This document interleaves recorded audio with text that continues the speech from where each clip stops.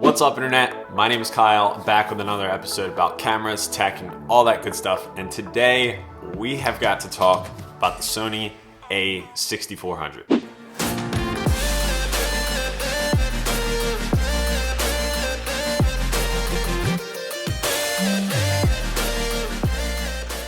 Okay, so forgive me, I'm looking at notes this time. Don't have it all in my brain because this just happened a little bit earlier today at 1 o'clock. It's now 8 o'clock. Trying to get this video up as soon as possible. So quick roundup, there were rumors about a a5100 successor for a little while from Sony. A lot of rumors bouncing around that, hey, they're going to update that camera, and they sort of did, but they kind of skipped a few numbers. So pretty much what this camera is, it's a replacement for the 6300. It's priced just above the 6300. It has way more features built into it.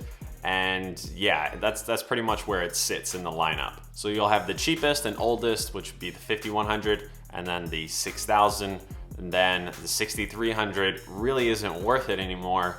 You would just get the 6400, and then above that slightly is the 6500, and then you go into full frame. Now, of course, there are still rumors right now of an A7000 series camera coming out that is a more pro body. It's gonna be different than what the 6000 kind of series is, so just kind of keep that in mind. The 6400 shares a similar body to the 6300. I think there is slight, ever so slight weather sealing. It's a little tougher of a body than say the 6000, but besides that, it's pretty much a step up. So let's kind of run down the spec sheet. That's probably what a lot of you guys are here for, to know what the 6400 can do. So let's get into that. Okay, so first off, this camera is going to come out in February. It's January right now. They just announced it. It's gonna come out, be on the shelves in the stores in a month. Now the price is gonna be $900, $900 US without a lens, and then with the 16 to 50 kit lens, it's gonna be $1,000, and then with the newer kit lens, the 18 to 135, that is going to be $1,300. Now the sensor is a 24.2 megapixel APS-C size sensor. Like I said, I feel like the body, at least from pictures, I don't have one in my hands right now, is pretty much the same as the 6300, barring one difference, which is the 180-degree flip-up LCD. Sony claims that the autofocus system in the 6400 is just the fastest autofocus system there is. And I kind of believe them because I'm astonished at what the a6000 can do. I've seen what some of their other cameras can do, and with their new technology, I do not doubt that this is the fastest. Definitely want to try it myself, but that's what they're saying. A huge thing that this camera is going to have is real-time autofocus tracking, which apparently is going to be able to track really fast moving objects with pretty much little to no effort. There's also going to be real-time eye autofocus, which everybody talks about how great the IAF is in the full frame line for Sony mirrorless cameras, and now it's coming to the 6400, and it's going to be even better than it was before. So it's groundbreaking technology photography wise. It's gonna always enable you to get that eye tack sharp, and it's gonna be crazy. Not only that, but this is gonna come out after launch, I think, in the firmware update that they also announced for the A9, is animal eye autofocus. So I photograph my dogs all the time. If I had this camera, it would be pretty sick, but for wildlife photographers, this is going to be huge. Just imagine you're shooting lions out in a safari and you're always nailing the eye with your autofocus on your camera. That's really tiny and portable, and that just sounds nuts. As far as autofocus points, this thing has 425 phase detect, 425 contrast detect. I know some of you are just rolling your eyes. You don't know what that means. Just know that it means the autofocus is gonna be dope. You could also do silent shooting at 8 frames per second and non-silent shooting at 11 frames per second. Also, it apparently has no record limit, which I know a lot of you guys don't like about the 6000, or that it overheats. Well, we'll talk about that a little later. Okay, so those are kind of the basic specs of it. Kind of a lot to wrap your head around, and then there's even more, an actual time-lapse function in the camera this time. A lot of the Sony APS-C cameras don't have that. You have to pay for an app or hack and download an app, so that's really cool. It's a lot in a camera, and for $900, it's not that bad of a deal, especially when the 6300 was showing its age a little bit, and then they're like, hey, we have a 6400. Okay, so real quick, let's talk about some of the bad things. I know, it's a new camera, I don't even have it. How do I know what the bad things are? But I did see some things in other people's reviews. So I noticed this in Fun for Louis' video about the 6400, is that he was looking at himself, kind of selfie mode, and then he would swing the camera around to what he was looking at and then swing it back. Something a lot of vloggers do. It's like, hey, I'm talking to you, and then you move your camera away and it's like, hey, this is what I'm seeing, and back and forth and back and forth. And when you do that, it causes rolling shutter of the camera trying to keep track of what's going on as the sensor is moving, and it makes it look like you're traveling through time, or space-time is being warped like Interstellar style. And it's really bad, and I was like, wait, is the a6000 and the Canon M50, the cameras I have, is it that bad on them? And sure enough, I tested it and it's absolutely atrocious on those cameras too.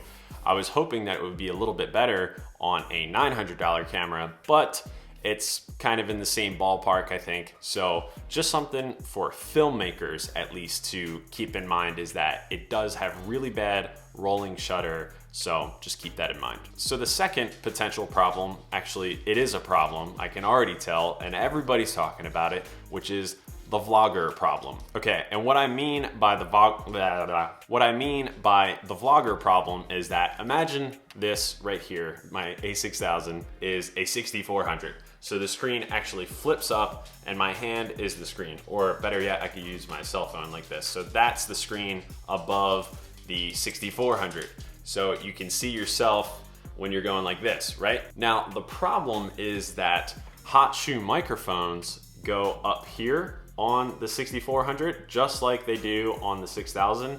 And what they're gonna do is they're gonna be directly in the way of the screen that you're supposed to see yourself on. Now, the other reviewers like iJustine and her sister pointed this out in their video, and I thought it was absolutely hilarious how they were trying to get around this. So one, you could use an XLR mic from Sony that's just dead center right in front of the screen. You can't see yourself. You can see like your cheeks, but not your eyes or your nose. It's just ridiculous. If you want to do it, that's fine. Do whatever works for you. More power to you. The second option I saw was actually mounting a plate on the bottom, the camera on one side, the microphone on the other. And it's just like, I don't think Sony maybe realized this, or maybe they didn't care because they knew they had a winner in the 6400 despite this, but vloggers want... What do you want?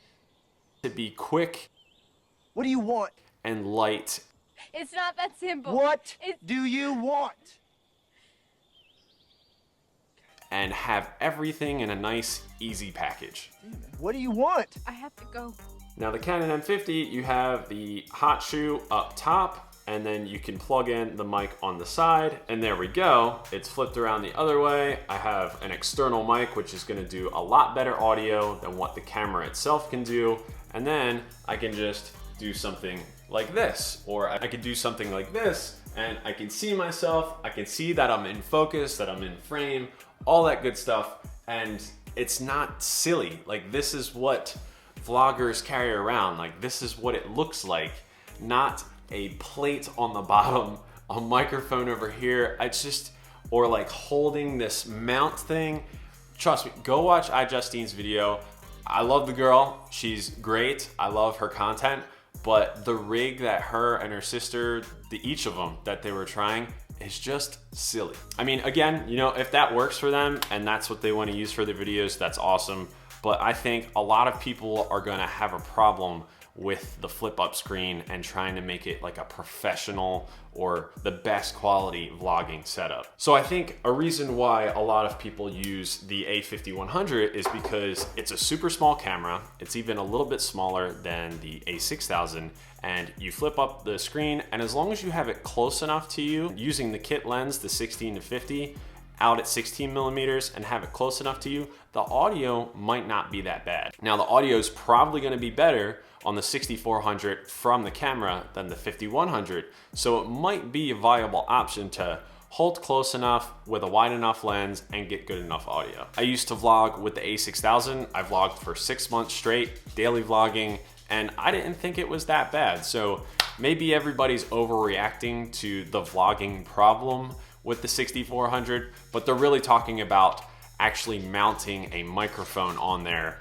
and not blocking the screen, which is just, it's either not possible, or if you do it, it's gonna just add a lot of headache to your vlogging setup. Another potential bad thing I can see with this camera, and again, I don't have it yet, so I may be just jumping the gun here, but it would be battery life. So the A7 III has this new Sony Z battery. Everybody loves it. It like holds a charge throughout the entire day and you're great. Now the APS-C line of Sony cameras, they all share the same small battery, and the 6400 has that same battery that say like the A6000 has. Now with all of these features packed in, if you're recording 4K video, which is 6K downscaled, and you're doing slow motion and all of this stuff, maybe it's gonna take more battery. I'm not sure. I'm sure 6300 owners and 6500 owners would probably know that batteries, you go through them a lot with all of the features that those cameras have. Maybe the new image processor and everything kind of cuts down on the power consumption. I'm not sure, but that's definitely something to look out for. Oh, before I forget, talking about the time limit recording. So apparently in the 6300 and 6500, you can turn the heating condition basically to high to allow the camera to kind of run as long as it possibly can before it shuts it off, before it gets too hot. Now the 6000 doesn't have this feature, but the 6400 will have this same feature. And apparently when you set it to high, you let it keep recording and it goes over the 30-minute limit. And thanks to Jenna Ezerick, I think I'm saying her name wrong, probably. It's iJustine's sister, Jenna. She did a video where she compared the record limit for the 6300 and the 6400. She let them both run under the same conditions and everything, and the 6400 just kept on chugging along after 30 minutes. So that is awesome. I know a lot of beauty vloggers and stuff, or people that paint or do art, they get a camera and they want it to record for hours at a time or something like that, and they get frustrated with the Sony cameras because they either overheat or they hit a limit and stuff like that. So this is definitely something to look at in the future for long form videos. Obviously, time will tell if this overheats eventually, but it is a positive thing. So I've said a lot of stuff in this video. I've just been word vomiting specs and all of that. So hopefully this video was informative. I'm gonna wrap it up here and kind of finish it. Any questions or anything, comment below. I may be in the same boat as you guys. I don't have the camera. I wasn't sent a special copy, but Sony, if you're listening, I'll take one. If I ever do get a camera like that though, I'm not gonna hold back. I'm gonna say if it's crappy or I'm gonna say if it's good. So I hope this one's good. Am I gonna get this camera? Probably not. I'm really waiting on the Sony a7000. I'm really excited to see like a new look, a refreshed look for the APS-C line of cameras with Sony. And but yeah, I'm really excited to see this camera in action, see what everybody thinks, and yeah, exciting times. So that is it for this video, guys. Thank you so much for watching. I will see you guys in the next episode. Later.